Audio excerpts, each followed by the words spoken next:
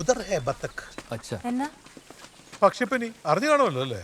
രോഗബാധ ഉണ്ടായ 1 കിലോമീറ്റർ ചുറ്റളവിലെ താറാവുകളെ മുഴുവൻ കൊന്നു കത്തിച്ചു കളയാൻ വേണ്ടി വന്നതാ. ചേട്ടാ ഓടി വായോ, താറാവിനെ കൊന്നു കത്തിച്ചളയാ മേഹുനാ. സാറേ അതിനെന്റെ താറാവിന് കുഴപ്പമൊന്നും ഇല്ലല്ലോ സാറേ. എന്റെ സജി, ഇത് കേന്ദ്രത്തിൽ നിന്ന് വന്ന NCDC ഡയറക്ടറും മൃഗസംരക്ഷണത്തിന്റെ ആൾക്കാരുമാ. എന്നിട്ടാണോ സംരക്ഷിക്കുന്ന മരം കൊല്ലാൻ പോകുന്നത്? എന്റെ സജി, താറാവ് ഒന്നിന് 200 രൂപ വെച്ചിട്ട് കിട്ടും. നീ ഹോൾസെയിൽ ആയിട്ട് അങ്ങ് വിറ്റൂന്ന് കരുതിയാ പോരെ? എല്ലാം കൂടെ ഒന്നിച്ചങ്ങ് വിറ്റൂടെ? നിങ്ങളുടെ സുരക്ഷയ്ക്ക് വേണ്ടിയാ ഞാനിതൊക്കെ പറഞ്ഞിരുന്നത്. പിന്നെ 200 ഉലുവ ആർക്ക് വേണേ പിച്ചക്കാശി?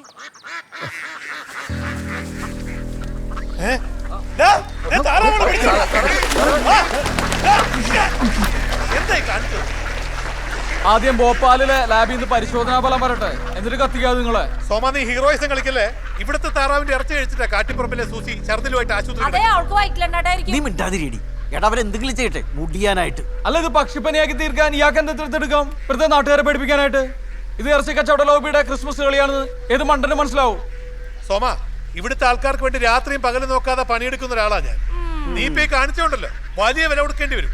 ഇവിടുത്തെ ആൾക്കാരെ നീ കൊല്ലാൻ പറ്റരുത്. ഈ നാട്ടിലെ പണക്കാരുടെ പണി എന്താണെന്നും പാവങ്ങളുടെ ഗതി എന്താണെന്നും എനിക്ക് നന്നായിട്ട് അറിയാം. അത് ഞാൻ ഈ നാട്ടുകാർക്ക് നല്ല വൃത്തിയായിട്ട് പറഞ്ഞു കൊടുത്തോളാം. പറഞ്ഞു കൊടുത്തോളാം. കൊടുത്തോളാം. കാണാം. ഓ കാണാം നമുക്ക്. ചെല്ല്.